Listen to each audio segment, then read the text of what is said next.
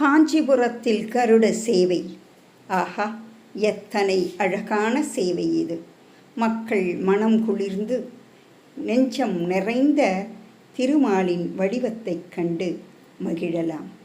கருடனுடைய பார்வைதான் எத்தனை அழுத்தமான பார்வை!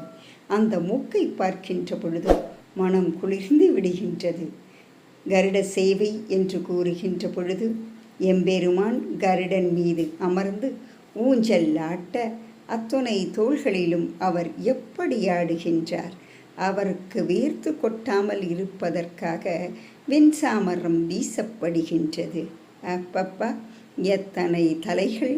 எப்படி அவருடைய உருவத்தை கண்டு நம் பாவங்களெல்லாம் தொலைந்தது என்று எண்ணிய உள்ளங்களுக்கு நான் இருக்கின்றேன், நீங்கள் கவலைப்பட வேண்டாம் என கூறும் அபயவரதம் காட்டும் வரதன், அத்திவரதன் இருக்கின்ற அழகு கோலம் பாருங்கள்.